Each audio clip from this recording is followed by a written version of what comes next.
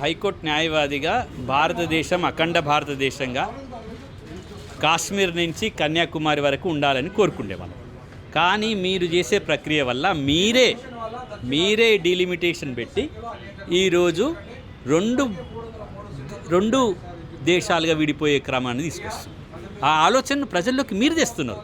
మేమేమంటలేదు, మేము అఖండ్ భారత్ అంటున్నాం. అఖండ్ భారత్ అంటే కాశ్మీర్ నుంచి కన్యాకుమారి వరకు అంటున్నాం. మమ్మల్ని అట్లా నివసించకుండా మీరేం చేస్తున్నారు? ఈరోజు డీలిమిటేషన్ పట్టుకొచ్చి 2011 జనాభా ఎందుకండి? 15 ఏళ్ల క్రింద జనాభా లెక్కలు ఎందుకు? 2026 జనాభా లెక్కలకు వద్దాం. ఆగండి. డీలిమిటేషన్ ఇప్పుడు చేయకపోతే ఏం పడిపోయేది? మహిళా రిజర్వేషన్ ఇచ్చేసేయండి. ఉన్న సీట్లతో మహిళా రిజర్వేషన్ ఇచ్చేసేయండి. డీలిమిటేషన్ అవసరం లేదు. డీలిమిటేషన్ ఎందుకు అవసరం లేదు నేను అంటున్నా? ఈ లొల్లులు ఉన్నాయి.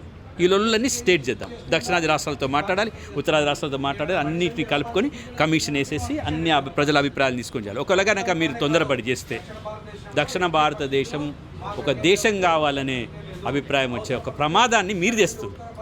బీజేపీ వాళ్ళు కావాలని 2 దేశాలుగా విడగొట్టాలనుకుంటున్నారు. బీజేపీ వాళ్ళు డీలిమిటేషన్ పెట్టి ఇది 2 దేశాలు కావాలనే ఆలోచన మీరే తీసుకొచ్చి పెట్టకండి. అట్లా మీరు చేస్తాను కాబట్టి డీలిమిటేషన్ బంద్ చేయండి. డీలిమిటేషన్ బంద్ చేయకపోతే ఇదే వస్తుంది. అందుకోసమని ఈ అభిప్రాయాలను ప్రక్కబెట్టండి. మీరు ఇది మహిళా రిజర్వేషన్ చేయండి. 2026 జనాభా లెక్కలు రానివ్వండి. 15 అవసరం లేదు. ఎందుకు అవసరం లేదంటే వాళ్ళు ఎందుకు చేస్తున్నారంటే ఉత్తరాదికి కావలసిన సీట్లు పెరుగుతాయి. ఎందుకంటే ఈ 2011 జనాభా తర్వాత దక్షిణాదికి ఇంకా జనాభా తగ్గింది. అయితే ఇంకా తగ్గడం అంటే కొంత తగ్గింది. అయితే ఇంకా ఏమవుతుంది? ఇంకా పూర్తిగా కూడా పోతుంది. అయితే పోనీ 2011 జనాభాలో స్పష్టంగా ఏం కనబడుతుంది? దక్షిణాదికి తక్కువ సీట్లు, ఉత్తరాదికి ఎక్కువ సీట్లు.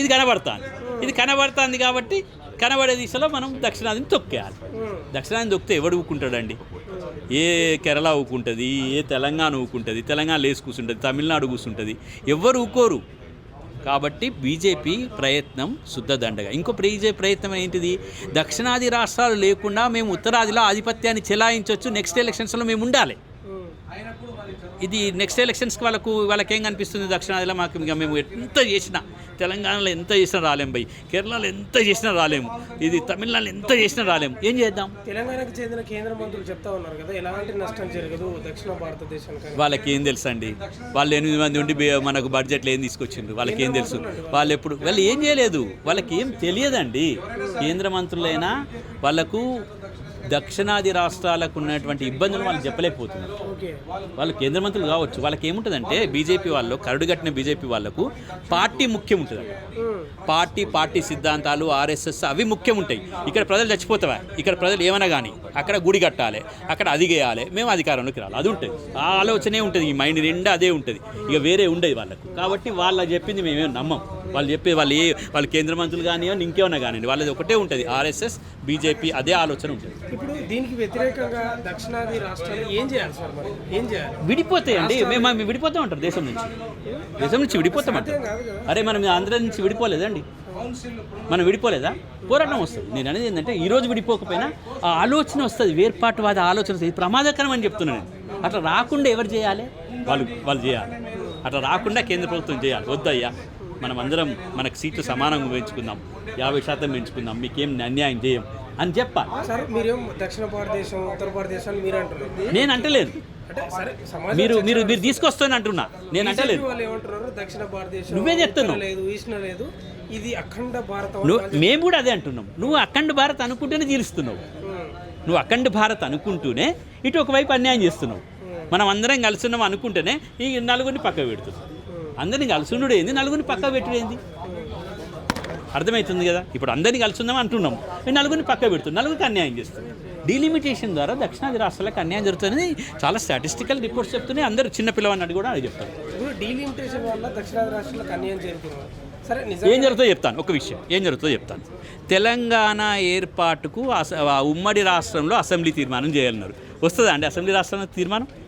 మీకు అర్థమైందా? ఇప్పుడు చాలా ముఖ్యమైన విషయం ఏంటంటే తెలంగాణ రాష్ట్రం ఏర్పాటుకి ఉమ్మడి రాష్ట్రంలో ఏర్పాటు చేయమని ఎక్కువ సీట్లు ఉన్నటువంటి ఆంధ్ర వాళ్ళు తెలంగాణ ఏర్పాటుకి అంగీకరిస్తారా?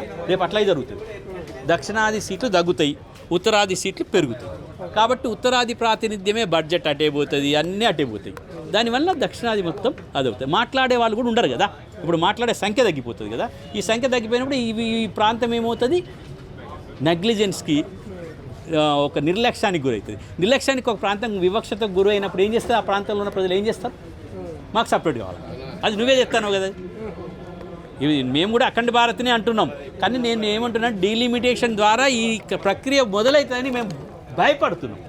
మేము దాన్ని ఏం ఉద్దేశించి మేము దాన్ని ప్రోత్సహిస్తలేము. మీరు చేయకండి అంటున్నాం, ఇది చేస్తే అది అవుతుంది అంటున్నాం.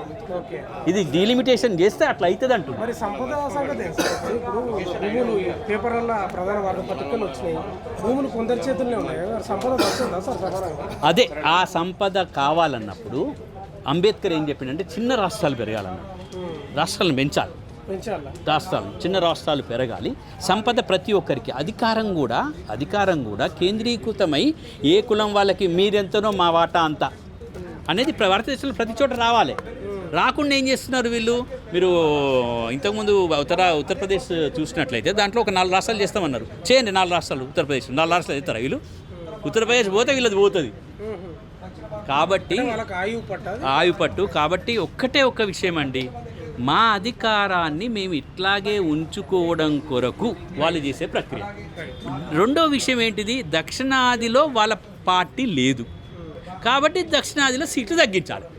ఉత్తరాదిలో వాళ్ళ పార్టీ ఉంది కాబట్టి ఉత్తరాదిలో సీట్లు పెంచుకోవాలి. తద్వారా నెక్స్ట్ ఎలక్షన్లో కూడా మేము మా పార్టీ ఉండాలి. మీ పార్టీ కంటే ముఖ్యం దేశం ముఖ్యం కదా. దేశం అంటే మట్టి కాదే, దేశం అంటే మనుషులు అన్నాం. పార్టీ కాదే ముఖ్యం, మనుషులు ముఖ్యం. కాబట్టి పార్టీలు ఏ పార్టీలో వస్తారో 5 ఏళ్ళ తర్వాత మళ్ళీ వస్తారు, 5 ఏళ్ళ తర్వాత మళ్ళీ గెలుస్తారు. కానీ మీ పార్టీ గురించి దేశాన్ని విడగొట్టే ప్రక్రియను చేయకండి. ఇది చాలా ప్రమాదకరం అని చెప్తాను. ఈరోజు నేను ఇది చారిత్రక నిజం, రేపు చారిత్రక నిజం, రేపు ఉద్యమం రాకుండా చూడాల్సిన బాధ్యత ప్రతి భారతీయ పౌరుడి మీద ఉంది, ముఖ్యంగా బీజేపీ మీద ఉంది. దక్షిణ భారతదేశం అనే ఉద్యమం వచ్చే అవకాశం ఉందని మేము బాగా చెప్తున్నాం. అది రాకుండా చూడండి అని కోరుతున్నాం.